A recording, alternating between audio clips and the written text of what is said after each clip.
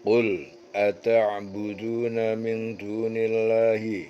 Qul ata'buduna, katakanlah, ata'buduna, mengapa kalian menyembah min dunillah, dari selain Allah, ma la yamliku lakum darran, jadi sesuatu yang tidak dia memiliki ataupun kemampuan, yamliku, tidak berkuasa, tidak memiliki, tidak berkuasa, lakum, bagi kalian, darran, memberi bahaya, wala naf'an, dan tidak memberi manfaat. Wallahu, dan Allah, huwa as-sami'ul al-alim, huwa as-sami'ul alim, dia maha mendengar, maha mengetahui.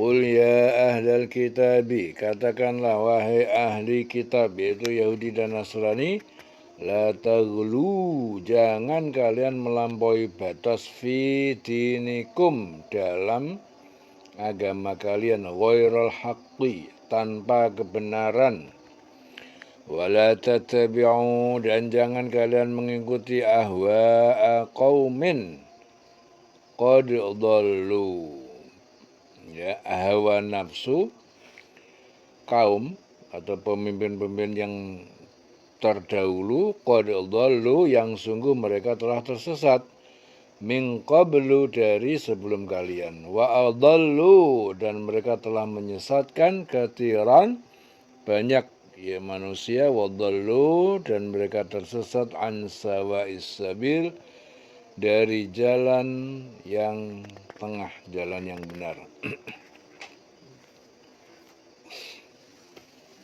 Jadi dalam ayat ini Allah Ta'ala memerintahkan pada Rasul dan orang beriman agar mengatakan pada manusia, mengapa kamu beribadah kepada selain Allah, yaitu beribadah kepada berhala-berhala atau sekutu-sekutu selain Allah, sedangkan apa yang mereka sembah itu tidak dapat memberikan kemudorotan kepada mereka. Maksudnya itu tidak dapat menolak bahaya, tidak dapat menolak bahaya yang datang kepada mereka, tidak dapat pula memberikan kemanfaatan kepada mereka. Ya, jadi apa yang mereka sembah selain Allah itu tidak dapat memberikan apapun ataupun tidak dapat menolong bahaya yang datang kepada mereka.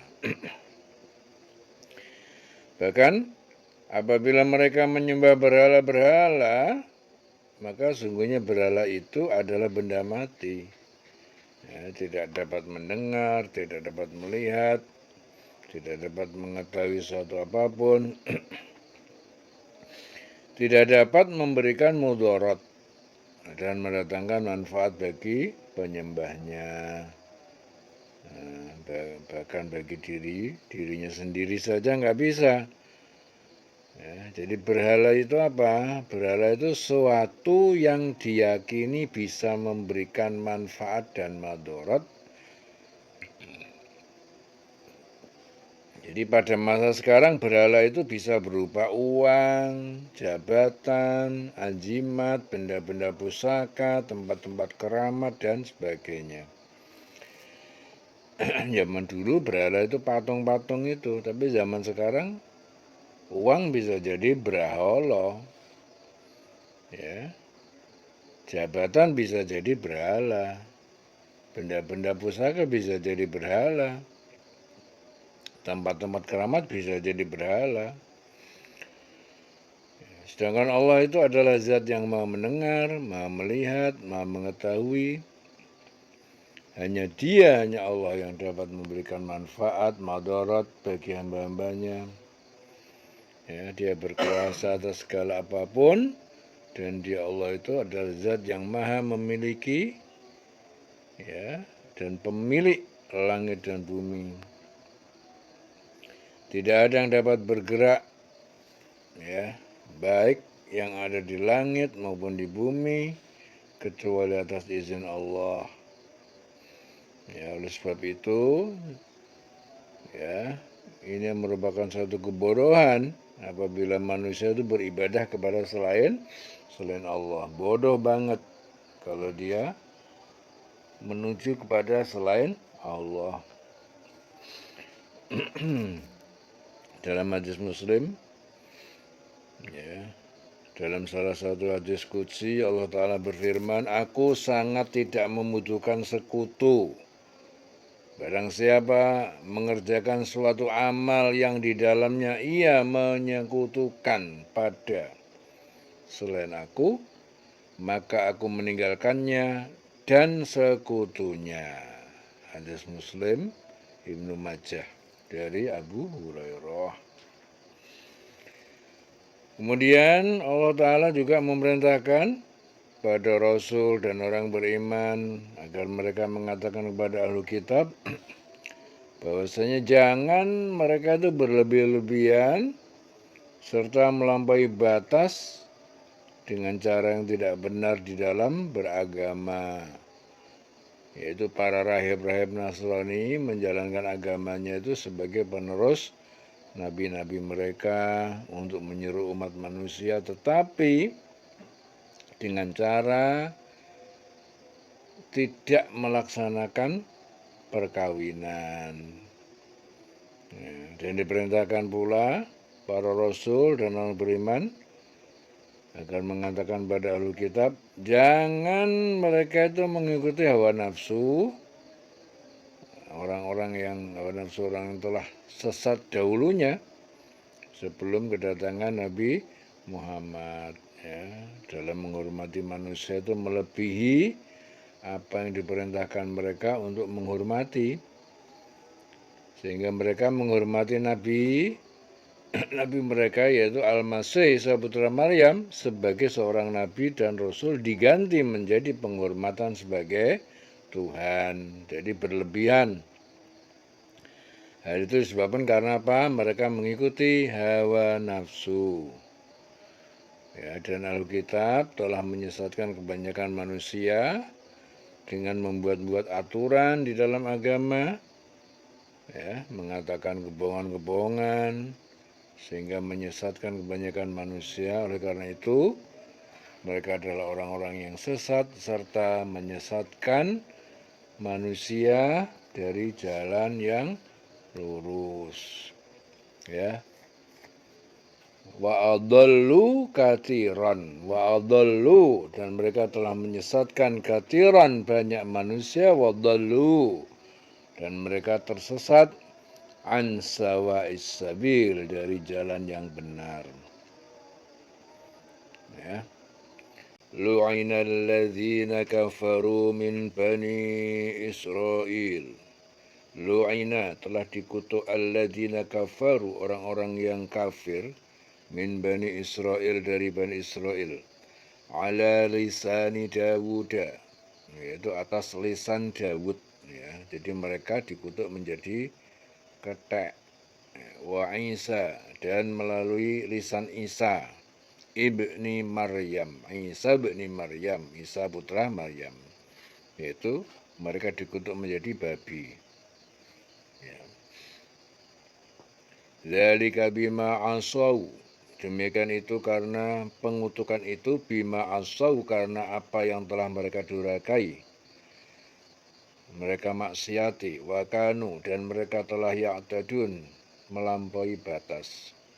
Kanu, mereka dahulu, layatana hauna, mereka tidak saling melarang an mungkarin, terhadap perbuatan mungkar. Fa'aluhu, yang mereka melakukannya. Labi sama kanu yaf'alun, maka sungguh buruk apa yang telah mereka kerjakan. Taro katsiran minhum, engkau Muhammad melihat banyak di antara mereka, yatawallawna, mereka menjadikan pemimpin alladzina kafaru, orang-orang yang kafir, mereka kafir, ya, dan mereka membenci kafir. Labi sama qaddamat lahum, maka sungguh sangat buruk ma qaddamat lahum, apa yang telah dilakukan untuk mereka, anfusuhum, oleh diri mereka sendiri. An sakhitallah, ya, yaitu bahwa kemurkaan Allah alaihim, atas mereka, perbuatan mereka. wa fil adzabi, dan dalam siksaan hum khalidun, mereka kekal. Walau kanu, dan sekiranya mereka telah yu'minuna billah, benar-benar beriman kepada Allah, wan nabiyyi, dan Nabi Muhammad, wa ma unzila ilaihi, dan apa yang diturunkan kepadanya, mattakhaduhum, ma ittakhaduhum, mattakhaduhum, niscaya mereka tidak menjadikan ittakhaduhum, orang-orang kafir, auliya'a, sebagai pelindung ataupun pemimpin. Walakinna, akan tetapi, katsiran minhum fasiqun, kebanyakan di antara mereka adalah fasik. Jadi dalam ayat ini Allah Ta'ala itu memberikan petunjuk kepada Rasul dan orang beriman bahwasanya Allah Ta'ala telah melaknat orang kafir Bani Israel dengan lisannya Nabi Daud dan lisan Isa putra Maryam, yaitu melalui wahyunya yang diturunkan kepada Daud dan atas lisan Isa putra Maryam. Jadi hal itu disebabkan karena kedurhakaan mereka kepada Allah Ta'ala dan mengolok-olok sebagian dari para nabi dan membunuh sebagian yang lain apabila syariat yang diajarkan oleh para nabi Bani Israel tidak sesuai dengan hawa nafsu yang ada pada diri mereka. Ya. Jadi Allah Ta'ala memberitahukan kepada Rasul dan orang beriman bahwasanya Bani Israel satu sama lainnya itu tidak melarang tindakan kemungkaran. Ya. Jadi tadi itu yang dilaknat ya melalui lisan Daud, yaitu jadi dia itu dilaknat menjadi kera, ya, dikutuk menjadi monyet. Kemudian yang melalui lisannya Nabi Isa putra Maryam, jadi mereka dikutuk menjadi babi. Jadi Allah Ta'ala memberitahukan kepada para rasul dan orang beriman bahwasanya Bani Israel satu sama lainnya itu tidak mau melarang tindakan kemungkaran, yaitu melakukan perbuatan dosa, perbuatan diharamkan sebagian. Jadi nggak mau melarang yang dilakukan oleh satu dan yang lain. Dan perbuatan demikian itu perbuatan yang amat buruk di sisi Allah. Ya, lalu Allah Ta'ala memerintahkan kepada Rasul dan orang beriman agar memperhatikan, ya, melihat kebanyakan dari Bani Israel, mereka saling tolong-menolong dengan orang kafir, ya, orang-orang musyrik dari golongan orang-orang Arab. Apabila mereka mengetahui sungguhnya amat buruk apa yang disediakan Allah Ta'ala bagi mereka, yaitu kemurkaan Allah dari akhirat, ya, dan akan memasukkan mereka ke dalam neraka dan mereka akan kekal dalam siksaan tersebut. Jadi kalau sekiranya mereka itu beriman kepada Allah, ya, kepada Nabi yang diutus dan kepada apa yang diturunkan Allah kepada Nabi mereka, niscaya mereka tidak akan pernah mengambil orang musyrik sebagai penolong mereka, ya, tapi mereka akan menjadikan Allah Ta'ala dan Nabi dan Nabi sebagai penolong. Jadi menjadikan penolong hanya Allah Ta'ala, ya, bukan menjadikan mereka sebagai penolong, apalagi sebagai pemimpin. Tapi kebanyakan mereka adalah orang fasik yang selalu mengikuti hawa nafsu, sehingga mereka tidak dapat melihat dan mendengar kebenaran yang telah datang kepada mereka, sehingga mereka tidak mau mentaati Allah dan Rasul-Nya serta mengingkari petunjuk yang diturunkan Allah kepada mereka. Ya, dalam hadis Abu Dawud, Abdullah bin Mas'ud, Rasulullah bersabda, sesungguhnya awal kemerosotan yang terjadi pada Bani Israel adalah ketika seorang bertemu dengan orang lain dan berkata, "Hai fulan, bertakwalah kepada Allah Ta'ala dan tinggalkanlah perbuatan dosa itu, karena itu tidak boleh kamu kerjakan." Kemudian ia bertemu lagi dengan orang karena keesokan harinya, tetapi hal tersebut tidak mencegahnya untuk menjadi teman makan dan minum dan teman duduknya. ketika mereka melakukan hal itu, Allah Ta'ala mempertentangkan hati sebagian mereka dengan sebagian lainnya. Ya, kemudian beliau Rasulullah membacakan ayat tadi 78, 79, 80, 81. Ya. Jadi telah dilaknati orang-orang kafir dari Bani Israel melalui lisan Daud dan Isa putra Maryam. Jadi yang demikian itu disebabkan mereka durhaka dan selalu melampaui batas. Mereka satu sama lain selalu tidak melarang tindakan mungkar yang mereka perbuat. Ya. Maka sungguh amat buruk apa yang selalu mereka perbuat itu. Kamu melihat kebanyakan mereka tolong-menolong dengan orang-orang kafir, musyrik. Sesungguhnya amat buruk apa yang mereka sediakan untuk diri mereka, yaitu kemurkaan Allah kepada mereka, dan mereka akan kekal dalam siksaan. Sekiranya mereka itu beriman kepada Allah, kepada Nabi Musa, kepada apa yang diturunkan kepada Nabi, niscaya mereka tidak akan mengambil orang-orang musyrikin itu sebagai penolong. Tapi kebanyakan dari mereka adalah orang fasik. Ya. Lebih lanjut beliau bersabda, tidak, demi Allah, kamu harus menyeru berbuat yang ma'ruf, melarang yang mungkar. Dan benar-benar menahan orang-orang yang berbuat kezaliman serta memalingkannya dari kejahatan kepada kebenaran. Atau kamu harus mengembalikannya kepada kebenaran. Jadi hadis Abu Dawud dari Abdullah bin Mas'ud. Kemudian dari Abdullah bin Mas'ud berkata, Rasul bersabda, ketika Bani Israel bergelimang dalam maksiat, para ulama mereka melarang mereka, namun mereka tidak juga menghentikan. Ya, kemudian para ulama mereka ikut duduk dalam majelis mereka. Ya, kemudian Yazid mengatakan, aku kira beliau bersabda, di pasar-pasar mereka berteman dengan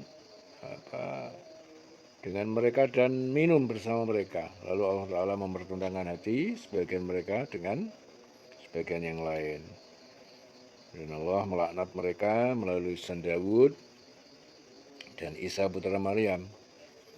Ya, yang demikian itu disebabkan mereka durhaka dan selalu melampaui batas. Ya, jadi pada saat itu Rasulullah dalam keadaan bersandar. Lalu beliau duduk, seraya bersabda, tidak, nah, demi zat yang jiwaku berada di tangannya, jangan biarkan mereka, sehingga kalian memalingkan mereka kepada kebenaran. Latajidanna asyaddan nasi adawatan. Ya, sungguh kamu akan mendapati asyaddan nasi, manusia yang paling keras, adawatan, permusuhannya, lilladzina amanu, kepada orang yang beriman, al-Yahuda, itu orang-orang Yahudi, ya, orang Yahudi, walladzina asyraku, dan orang-orang yang menyekutukan Allah, yang musyrik, walatajidanna aqrabahum mawaddatan, walatajidanna, dan pasti kamu akan mendapati juga aqrabahum, mereka yang paling dekat, mawaddatan, persahabatannya, lilladzina amanu, terhadap orang yang beriman, alladzina qalu, itu adalah orang yang mengatakan inna nasara, sesungguhnya kami adalah orang-orang Nasrani. Zalika, itu kedekatan itu dengan mukmin, bi anna minhum, ya, karena sesungguhnya di antara mereka qissisin,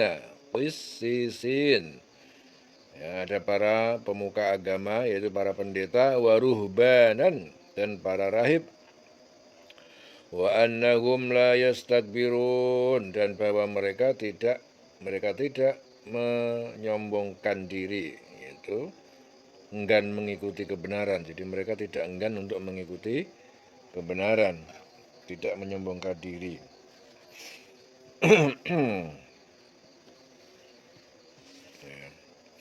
Jadi dalam ayat ini Allah Ta'ala memberikan petunjuk kepada orang-orang yang beriman bahwa sesungguhnya orang yang paling keras permusuhannya terhadap orang yang beriman itu adalah orang Yahudi, orang musyrik. Ya, jadi orang yang paling keras permusuhannya terhadap orang yang beriman itu adalah orang Yahudi dan orang musyrik. Orang musyrik itu siapa? Syaraka.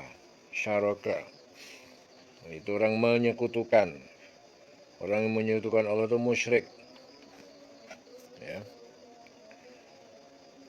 Musyrik itu bukan sekedar orang yang menyembah berhala, bukan orang yang menyembah jimat-jimat, ya, mengatakan ada kekuasaan lain selain Allah, itu adalah musyrik. Ya.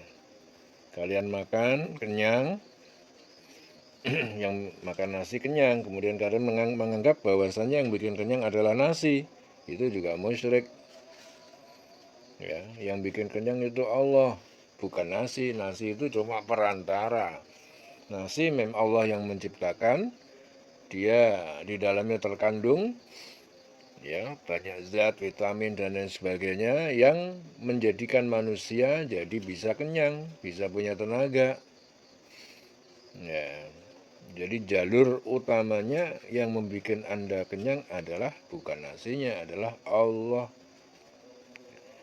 Ya, nasi adalah material, bahan-bahan ataupun atribut ataupun faktor-faktor yang dijadikan alat untuk menjadikan kenyang. Yang menjadikan siapa? Allah. Jadi memahaminya dengan benar sampai tuntas, jangan mentok di nasinya. Ya, tapi mentok yang membuat nasi bisa terjadi nasi. Beras bisa terjadi beras. Ya. Jadi Allah Ta'ala memberikan petunjuk kepada orang beriman bahwa sesungguhnya orang yang paling keras permusuhannya terhadap orang beriman itu adalah orang Yahudi dan orang musyrik. Karena kekafiran orang Yahudi adalah kekafiran yang sangat, ya, mereka ingkar kepada Allah, menolak kebenaran dan membunuh para nabi. Bahkan mereka berkali-kali bersekutu dengan orang-orang musyrik hendak membunuh Rasulullah. Jadi mereka mencoba meracuni Rasul, akan tetapi Allah menyelamatkan beliau. Ya, hadis Sahih Muslim dari Abdullah bin Mas'ud bahwa Rasulullah bersabda, tidak dapat masuk surga orang yang hatinya terdapat rasa sombong walaupun hanya seberat debu. Lalu laki-laki bertanya, bagaimana kalau seorang yang suka memakai baju dan sepatu yang bagus? Jawab Rasul, Allah itu indah, jamil. Innallaha jamilun yuhibbul jamal. Dia menyukai yang indah. Sedangkan sombong itu menolak kebenaran, ya, dan menganggap remeh orang lain. Jadi sombong itu menolak kebenaran dan menganggap remeh orang lain. Jadi kemudian Allah Ta'ala juga memberikan petunjuk kepada Rasul dan orang beriman bahwa sungguhnya akan mereka dapati orang yang paling dekat persahabatannya dengan orang beriman, yaitu orang yang berkata bahwa sesungguhnya kami ini adalah orang-orang Nasrani, yaitu pengikut Al-Masih putra Maryam, yang masih berpegang pada kitab Injil yang benar yang telah diturunkan oleh Allah. Nah, jadi Nasrani yang berpegang teguh pada Injil yang benar, ya, Injil yang asli. Ya, kalau Injil yang asli itu sejalan dengan Al-Quran. Karena sebelum turunnya Al-Quran, Injil duluan. Ya, sebelum turun Injil, Taurat duluan, sebelum Taurat Zabur. Ya, jadi itu ibaratnya saudara tua. Ya, dulur tuane Quran niku jenenge Injil, dulur tuane Injil jenenge Taurat. Ya, sedurung Taurat dulu tuane jenenge Zabur. Ya, dulu Zabur duluan. Nah, setelah Zabur dulu dilengkapi sama Taurat muncul melengkapi Zabur. Nah, kemudian setelah masa Taurat selesai muncul Injil melengkapi Taurat. Nah, kemudian setelah masa Injil selesai, Al-Quran yang terakhir melengkapi Injil, melengkapi Taurat, melengkapi Zabur, melengkapi kitab-kitab sebelumnya. Makanya Al-Quran memerintahkan supaya kita juga beriman kepada kitab-kitab terdahulu, kitab-kitab sebelumnya. Ya, akan tetapi yang jadi masalah adalah Injil yang sekarang itu tidak sama, tidak asli. Tidak asli seperti Injil yang dulu yang diturunkan asli kepada Nabi Isa. Ya, jadi di dalam Injil yang sekarang itu terdapat banyak perubahan-perubahan ya yang tidak sesuai dengan aslinya. Ya. Nah, yang dimaksud di sini adalah yang asli ya. Jadi Allah memberikan petunjuk kepada orang beriman bahwa sungguhnya akan mereka dapati orang yang paling dekat persahabatannya. Mereka itu berkata, sungguhnya kami ini adalah orang Nasrani, pengikut Al-Masih, Isa putra Maryam, yang masih berpegang kepada kitab Injil yang benar, yang diturunkan Allah Ta'ala. Dan pendeta-pendeta serta rahib-rahib Nasrani itu memiliki sifat kelembutan dan kasih sayang sebagaimana yang telah diajarkan Nabi Isa alaihissalam, yang di dalam kitab mereka disebutkan, barang siapa menampar pipi kananmu, maka berikanlah pipi kirimu. Nah, dan peperangan tidak disyariatkan di dalam agama mereka. Ya, jadi di antara ajaran Injil itu apa? Yang nampar pipi kananmu, siapa yang nampar pipi kananmu, berikan pipi kirimu. Nah, itu di antara ajaran-ajaran yang asli ya dalam kitab mereka. Jadi di situ ada sifat-sifat kelembutan dan kasih sayang seperti yang diajarkan Nabi Isa alaihissalam.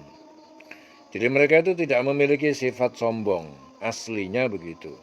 Yaitu mereka mau menerima kebenaran yang datangnya dari Allah yang disebutkan dalam kitab mereka, yaitu dalam Injil. Dia menerima kebenaran, ya seperti halnya dalam Injil di situ dijelaskan bahwa akan datang ya, Nabi terakhir namanya Ahmad, yaitu Nabi Muhammad.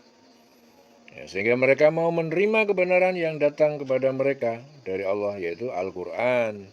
Dan mereka menerima kedatangan utusan Allah, yaitu Nabi Muhammad. Ya, yang asli begitu. Jadi kedatangan Nabi, Al-Quran itu sudah dijelaskan di dalam kitab sebelumnya. Sudah ada di dalam Injil yang mereka baca. Ya, kitab mereka.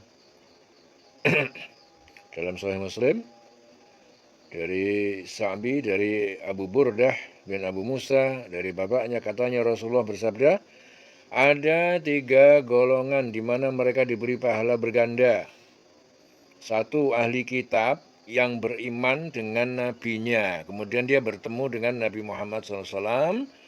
Lalu dia beriman dengannya, mengikutinya, dan membenarkannya. Maka orang itu mendapat pahala 2 kali. Yang kedua, hamba saya yang melaksanakan kewajibannya terhadap Allah Ta'ala dan terhadap majikannya. Hamba saya itu mendapat pahala 2 kali. 3, laki-laki yang memiliki hamba saya wanita, lalu diberinya makan, dididiknya baik-baik, dimerdekakannya, lalu dikawininya. Maka orang itu mendapatkan pahala 2 kali. Hadis Sahih Muslim. Ya. Hadis Sahih Muslim.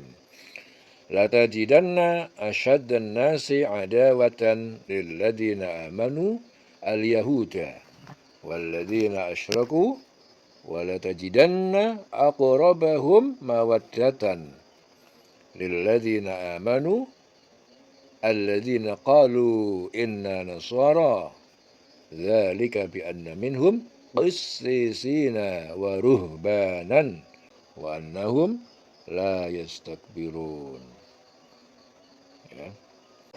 Wa idza sami'u ma unzila ila rasul, wa idza sami'u, dan apabila mereka mendengar ma unzila, apa yang diturunkan ila Rasul, yaitu Al-Quran, kepada Muhammad, tara a'yunahum, kamu lihat mata mereka, tafidhu minat dam'i, mencucurkan dari air mata, mimma arafu min haqqi, karena apa yang mereka ketahui dari kebenaran. Yaquluna, mereka berkata, Rabbana, Tuhan kami, amanna, kami beriman, faktubna, maka catatlah kami ma'asyahidin, bersama orang-orang para saksi. Faktubna ma'asyahidin. Wa ma lana la nu'minu billah, wa ma lana, dan mengapa kami, la nu'minu, kami tidak beriman, billah, kepada Allah, wa ma ja'ana, dan apa yang datang kepada kami, minal haqqi, dari kebenaran Al-Quran, wa natma'u, dan kami sangat ingin ayyudkhilana, agar memasukkan kami, Rabbuna, Tuhan kami, yaitu Tuhan pencipta kami, memasukkan kami, ma'al qaumil shalihin, bersama kaum orang-orang yang soleh, memasukkan ke surga bersama kaum orang yang soleh.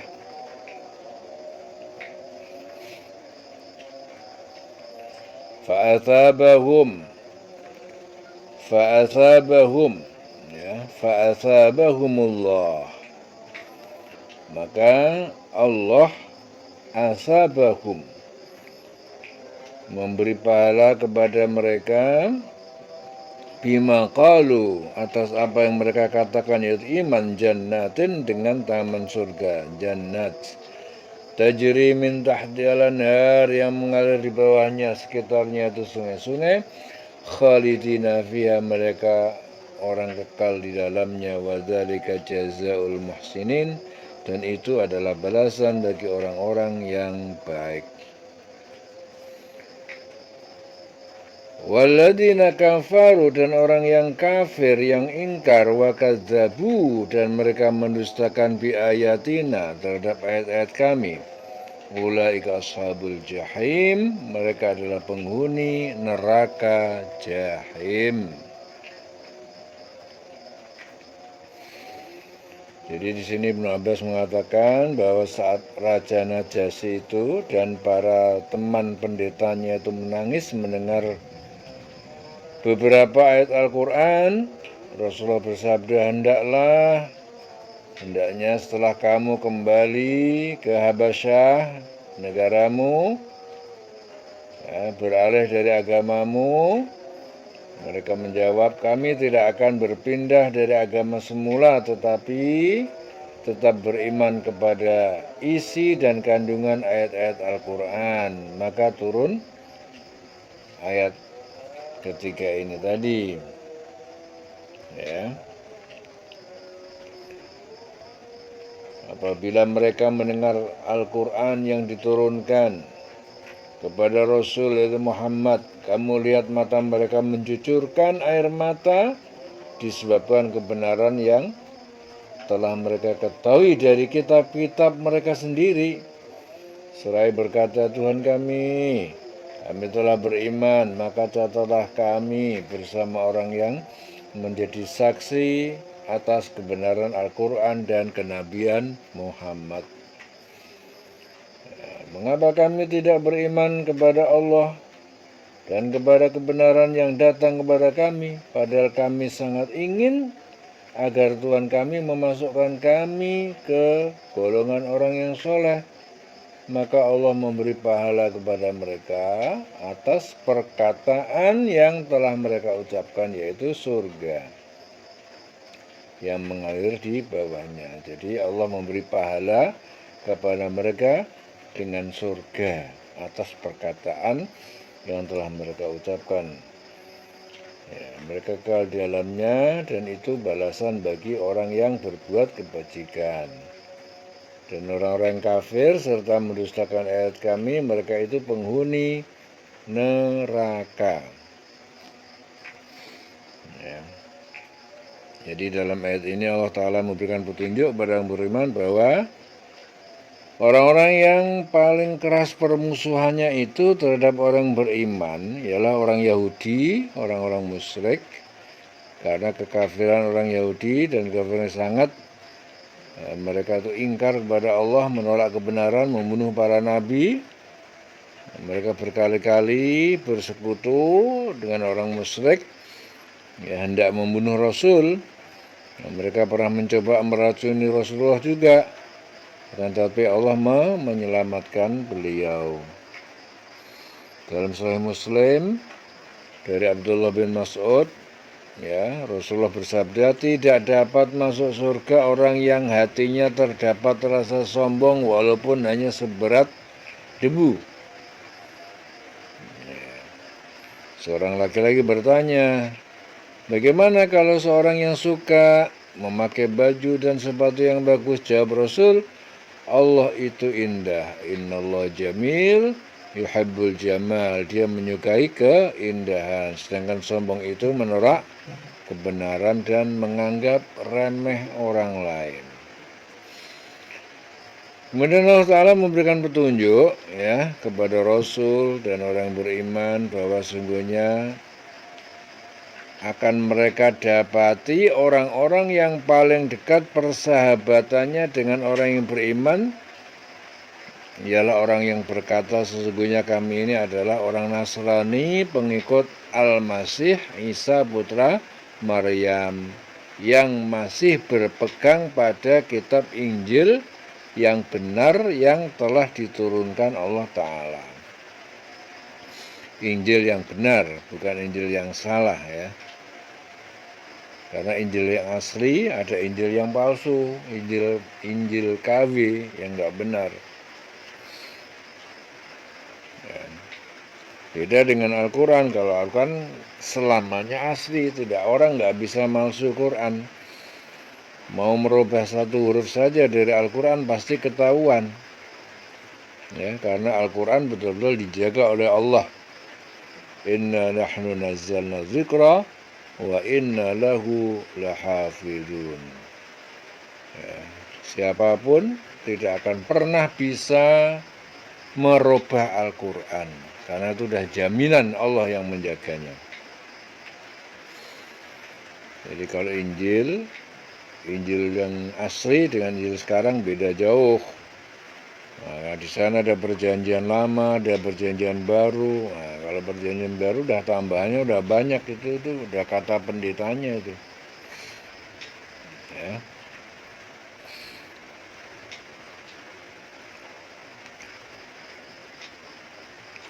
Dan pendeta-pendeta serta rahib-rahib yang Nasrani memiliki sifat kelembutan juga dan kasih sayang sebagaimana diajarkan oleh Nabi Isa, yang di dalam kitab mereka disebut apa? Barang siapa menampar pipi kananmu maka berikanlah pipi kirimu.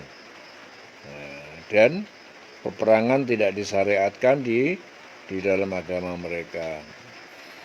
Mereka tidak memiliki sifat sombong, yaitu mereka menerima kebenaran yang datangnya dari Allah yang disebut dalam kitab mereka, yaitu kitab Injil, ya, bahwa akan kedatangan Nabi yang terakhir namanya Ahmad. Ya, dalam kitab Injil mereka juga sudah dikatakan akan datang Nabi yang terakhir, yaitu namanya Muhammad, Ahmad, Muhammad. Sehingga mereka mau menerima kebenaran yang datang kepada mereka dari Allah Ta'ala, yaitu Al-Quran. Dan mereka menerima apa? Kedatangan utusan Allah, yaitu Nabi Muhammad SAW. Lalu Allah Ta'ala memberikan petunjuk pada orang beriman untuk memperhatikan orang-orang Nasrani yang masih berpegang kepada kitab mereka, yaitu Injil yang masih asli, ya, dan kenabian Al-Masih Isa putra Maryam. Apabila mereka mendengar apa yang diturunkan kepada Nabi ya, Nabi Muhammad yaitu Al-Quran, maka mata mereka itu mencucurkan air mata. Nah, jadi mereka pengikut Injil yang asli, ya apabila mereka itu ya apabila mereka mendengar apa yang diturunkan kepada Nabi Muhammad yaitu Al-Quran, mata mereka itu mencucurkan air mata, nangis, disebabkan mereka memahami kebenaran Al-Quran yang diturunkan kepada Nabi Muhammad yang telah mereka ketahui dari kitab mereka sendiri,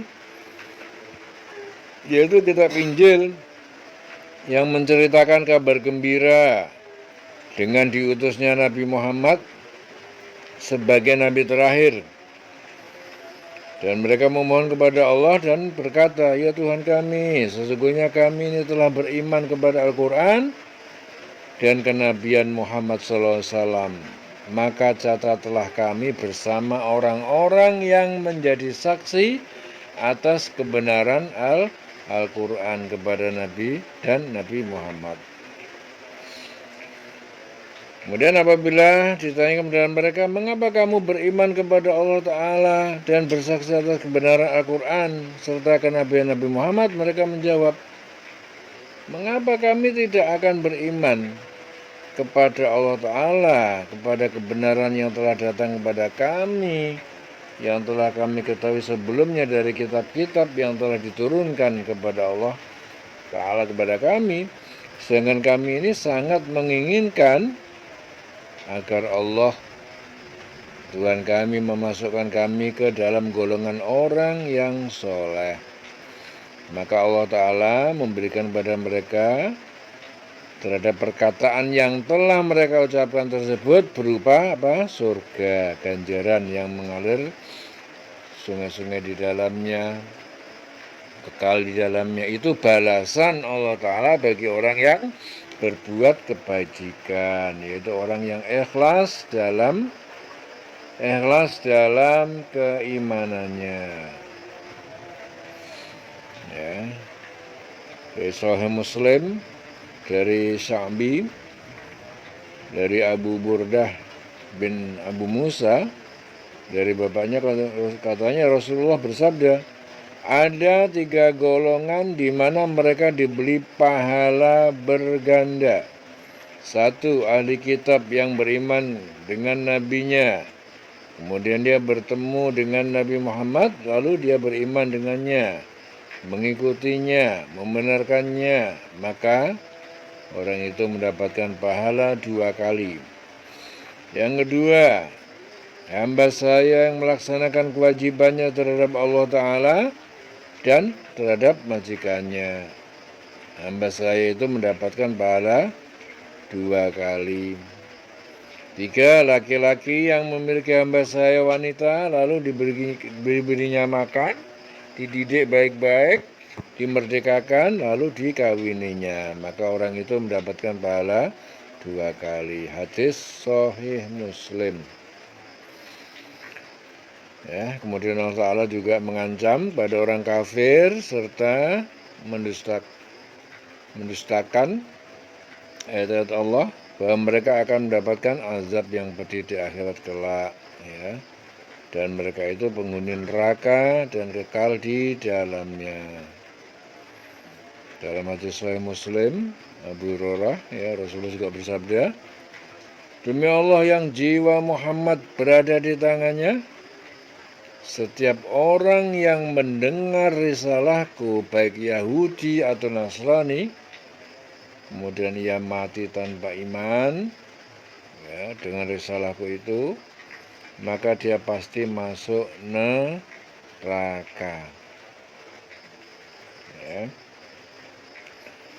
Walladzina kafaru, dan orang yang ingkar, yang kafir, wa kadzabu, dan mereka mendustakan biayatina, terhadap ayat-ayat kami, ulaika ashabul jahim, mereka adalah para penghuni neraka. Ya ayyuhalladzina amanu la tuharrimu thayyibati ma ahallallahu lakum wa la ta'tadu innallaha la yuhibbul mu'tadin. Ya ayyuhalladzina amanu, wahai orang yang beriman, la tuharrimu, jangan kalian haramkan thayyibati, yang baik, ma ahallallahu, apa dari apa yang telah Allah halalkan, lakum, bagi kalian. Wala ta'tadu, jangan kalian melampaui batas. Innallaha, sungguhnya Allah, la yuhibbul mu'tadin, dia Allah tidak menyukai orang yang melampaui batas. Wa kulu mimma, dan makanlah dari apa yang razaqakumullah, yang Allah telah rezekikan kepada kalian, halalan, yang halal, halal, thayyiban, yang baik, yang halal, yang baik. Wattaqullaha, dan bertakwalah kalian kepada Allah, alladzi antum bihi mu'minun, yang kalian kepadanya, kepada Allah kalian beriman. Nah, di sini Ibnu Abbas mengatakan bahwa kedua ayat ini diturunkan sehubungan dengan seorang laki-laki yang suatu ketika datang kepada Rasulullah berkata, wahai Rasulullah, jika aku makan daging, syahwatku akan meninggi terhadap wanita. Oleh karena itu, aku mengharamkan daging atas diriku. Dalam hadis Tirmidzi, Ibnu Abbas mengatakan bahwa kedua ayat ini diturunkan berkenaan dengan 10 orang sahabat. Ya, diantaranya Utsman bin Mahzun dan Ali bin Abi Thalib, yang telah sepakat untuk tidak berhubungan dengan istri, tidak makan daging, dan tidak makan sesuatu kecuali sekedar penguat badan. Akhirnya turun ayat, wahai orang beriman, jangan kamu mengharamkan apa yang baik yang dihalalkan Allah kepada kamu. Jangan kamu melampaui batas. Ya, sesungguhnya Allah tidak menyukai orang-orang yang melampaui batas. Makanlah dari apa yang telah diberikan Allah kepada kamu sebagai rezeki yang halal, yang baik, ya, halalan thayyiban. Jadi yang halal tapi yang baik, karena ada juga halal tapi nggak baik. Loh, halal kok nggak baik itu gimana? Ya, halal itu artinya tidak ada pengharaman. Ya, kalau baik, kalau nggak baik itu bagaimana? Cara mendapatkannya nggak baik. Ya. Umpamanya orang, dia punya barang diberikan kepada orang, barang milik dia, diberikan kepada orang, ya, katanya menolong, sedekah. Ya, tapi yang diberikan, ada cara mendapatkan dia barang itu adalah dengan cara membohongin orang juga. Jadi halal tapi nggak baik. Ya, ini peristiwa yang banyak terjadi. Orang nampang-nampang di medsos, di media sosial, orang nampang-nampang di televisi, nampang-nampang di masyarakat, ya. Terjadi korban kebanjiran di sana sini umpamanya. Terjadi musibah di sana sini, kemudian dia datang seakan-akan membantu, membawa bantuan yang sangat banyak. Ya. Tapi dia nggak sadar bahwa apa yang dibantukan kepada orang adalah hasil curian juga. ya, dari hasil membohongin orang, membohongi rakyat. Ya, jadi mendapatkan harta yang diberikan kepada orang, memberikan kepada orang itu bagus, sedekah bagus. Tapi harta yang diberikan kepada orang adalah dari hasil perbuatan yang tidak bagus. Ya. Ada lagi orang halal. Ya. Dia makan sop buntut, ya. Beli buntut sapi. Sop buntutnya halal, namanya daging halal, nyembelihnya pakai bismillah. Tapi dia cara mendapatkan daging itu dia nggak baik. Nah, umpamanya dia beli, ya kan, waktu ditimbang umpamanya 1 kilo, dia bilang ini kurang 1 kilo ini, tambah lagi, ditambah lagi sama penjualnya. Ya, dia bohong, katanya udah sekilo katanya. Ya, ternyata lebih. Dia mendapatkan sesuatu yang halal, tapi caranya nggak baik, dengan cara menipu, dengan cara yang nggak jujur. Nah, barangnya tetap halal, tapi mendapatkan barang itu dengan cara nggak jujur. Maka harus halal dan harus thoyyib, ya. Halal itu harus halal, harus bersih, harus sesuai dengan syariat. Thoyyib juga cara mendapatkan juga harus baik. Wattaqullah, dan bertakwalah kalian kepada Allah alladzi antum bihi mu'minun, yang kalian beriman kepadanya. Ya, dalam ayat ini Allah Ta'ala itu melarang Rasul dan orang beriman mengharamkan apa-apa yang baik yang telah dihalalkan Allah bagi mereka.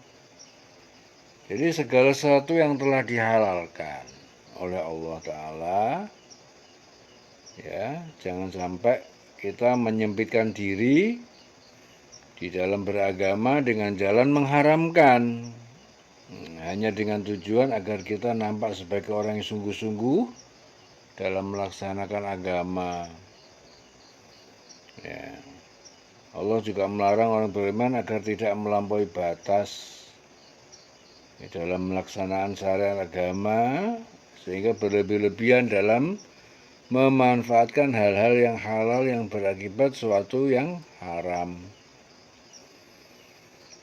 Ya, tapi manfaatkanlah secukupnya, ya, seperti orang yang makan terlalu banyak. Ya. Makan itu halal, tapi terlalu banyak jadinya haram. Ya, makanan yang ia makan ada sesuatu yang halal, tetapi karena berlebihan menyebabkan dia muntah. Nah, jatuhlah hukum yang halal menjadi haram. Ya, jadi sungguhnya Allah tidak suka orang yang melampaui batas, berlebih-lebihan. Ya, jadi Bukhari Muslim, Aisyah bercerita, ada beberapa sahabat Rasul yang bertanya kepada istri-istri beliau tentang perbuatan beliau saat beliau sendiri. Maka setelah diberitahukan perbuatan Rasulullah tersebut, sebagian dari para sahabat itu berkata, aku tidak akan makan daging. Sementara yang lain berkata, aku tidak akan mengawini wanita. Dan yang lain berkata lagi, aku tidak akan tidur di atas kasur. Lalu hari itu terdengar Rasulullah. Rasulullah pun bersabda, mengapa orang-orang itu mengatakan ini dan itu? Sedangkan aku berpuasa dan berbuka, aku tidur, aku bangun, aku makan daging, menikahi wanita. Ya, barang siapa yang tidak menyukai sunnahku, maka ia bukan termasuk golonganku. Hadis Bukhari Muslim. Ya, di sini mencerminkan bahwa kehidupan Rasulullah itu adalah yang wajar-wajar saja. Ya, enggak neko-neko, wajar-wajar saja. Dan Allah Ta'ala memerintahkan juga kepada Rasul dan orang beriman agar mereka memakan makanan yang halal, yang baik dari apa yang telah Allah rizkikan. Halal, ya, makanan yang tidak diharamkan oleh Allah, ya, seperti babi, bangkai, darah, itu yang diharamkan.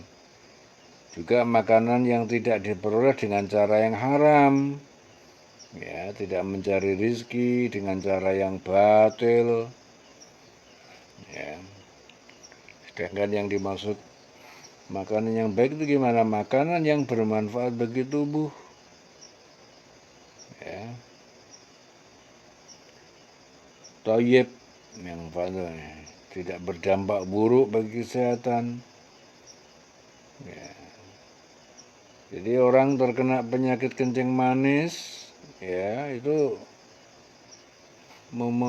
adanya dia mengurangi makanan yang mengakibatkan terjadinya gula secara berlebihan. Ya, kalau dia terus itu namanya berarti enggak baik, enggak thayyib juga itu. Halal tapi enggak thayyib. Sudah tahu tubuhnya seperti itu, masih juga dia makan yang mengakibatkan terciptanya gula. Ya, secara berlebihan itu tidak baik bagi tubuh. Ataupun orang yang memiliki penyakit darah tinggi, ya, dia tidak baik memakan daging kambing karena berdampak kepada kesehatan. Ya, padahal daging kambingnya halal, tapi dia nggak thayyib. Ya, karena tidak sesuai dengan kondisi tubuhnya. Jadi harus halal, harus thayyib. Thayyib cara mendapatkannya, thayyib bagi tubuhnya juga. Semua harus diperhitungkan. Ya, kemudian laksanakan ya semua perintah Allah Ta'ala, jauhi apa yang dilarang. Itu semua sebagai bukti bahwa kita beriman kepada Allah. Karena sungguhnya Allah Ta'ala tidak membiarkan seorang mengatakan bahwa dirinya telah beriman sebelum orang tersebut membuktikan keimanannya kepada Allah dengan jalan ketakwaan. Ya, dalam hadis Tabrani Rasulullah bersabda, "Wahai Sa'ad, perbaikilah, murnikanlah makananmu, niscaya kamu menjadi orang yang terkabul doanya." Ya, ini hadis Rasul. Kepengen terkabul doanya, murnikan, bersihkan makanan. Jangan makan yang tidak benar. Ya, banyak orang yang doanya nggak terkabul. Kenapa? Yang dimakan nggak benar. Pengen doa terkabul harus bersih. Demi zat yang jiwa Muhammad dalam genggamannya, sesungguhnya seorang hamba memasukkan makanan sesuap makanan yang haram di dalam perutnya, maka tidak akan diterima amal kebaikannya selama 40 hari. Ya, siapapun yang dagingnya tumbuh dari yang haram, maka api neraka lebih layak membakarnya. Na'udzubillahi min dzalik. Hadis diriwayatkan Tabrani. Ya. Wa kulu mimma razaqakumullahu halalan thayyiba. Wattaqullaha alladzi antum bihi mu'minun. Ya, bertakwalah kepada Allah yang kamu beriman kepadanya. La yu'akhidhukumullahu billaghwi fi aymanikum.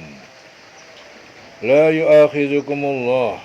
Allah tidak mengambil ataupun menghukum kalian billaghwi karena main-main, ya, tanpa bermaksud fi aymanikum, dalam sumpah-sumpah kalian.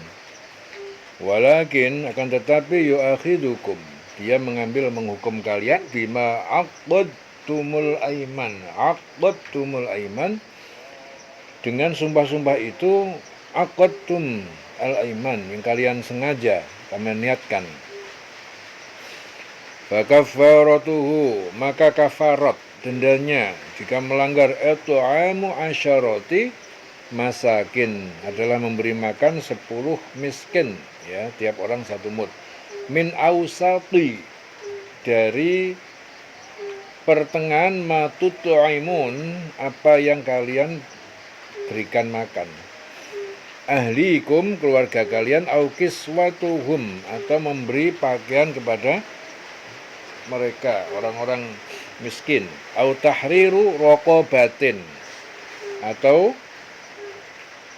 memerdekakan, tahrir raqabatin, hamba saya yang beriman. Faman lam yajid, dan siapa yang tidak mendapatkan ketiganya itu, fasyamu, maka berpuasa salah satu ayamin, selama 3 hari. Dzalika kafaratu aimanikum, ya, demikian itu adalah kafarat ataupun denda aimanikum, sumpah kalian, sumpah-sumpah kalian. Idza halaftum, jika kalian bersumpah, nah, kemudian melanggarnya. Wahfazu, jagalah, ya, jangan melanggar aimanakum, sumpah-sumpah kalian. Kadzalika yubayyinullahu lakum, seperti itulah Allah menerangkan kepada kalian ayatihi, ayat-ayat hukumnya, la'allakum tashkurun, supaya kalian bersyukur. Ya. Sini Ali mengatakan bahwa ayat ini diturunkan sehubungan dengan Abu Bakar Siddiq. Ia bersumpah untuk tidak memberi belanja lagi kepada Mistah bin Usamah, ya, fakir miskin yang menjadi tanggungannya.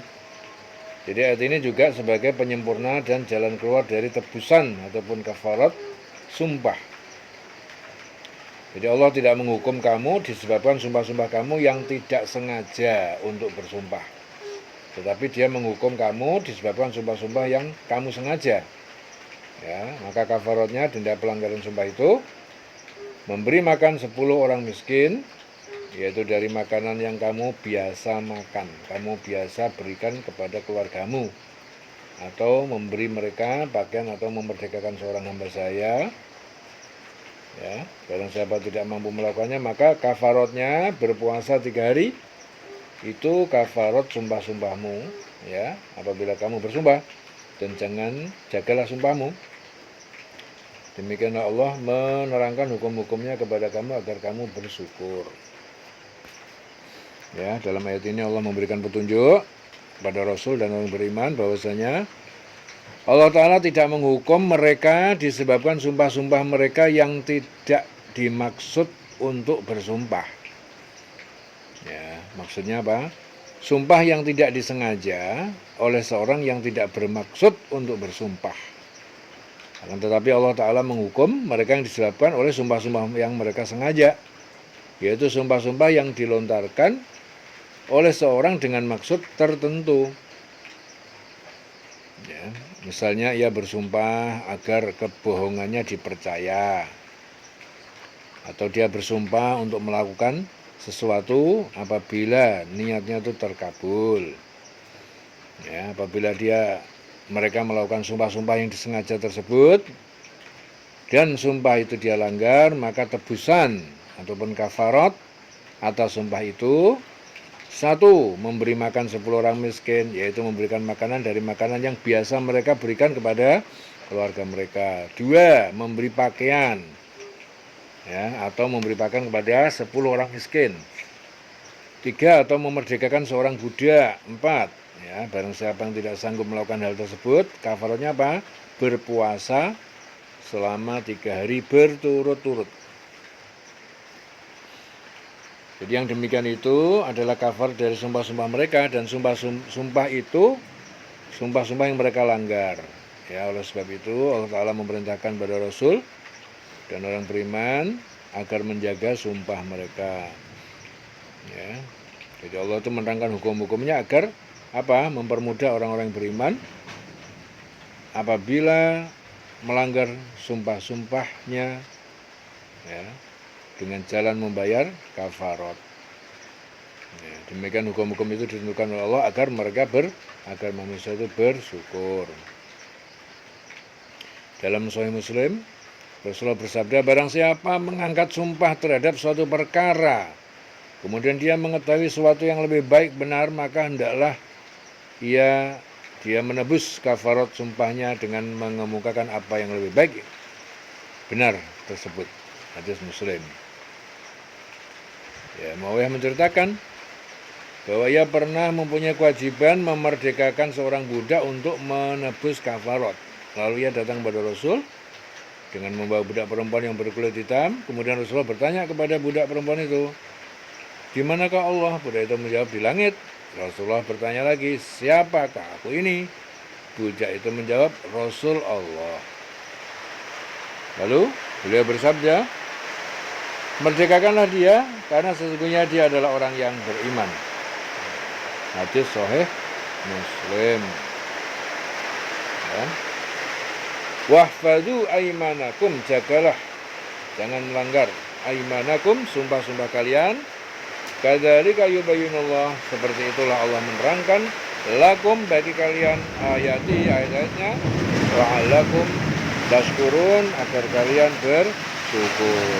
Ya, kulelen selawase urip.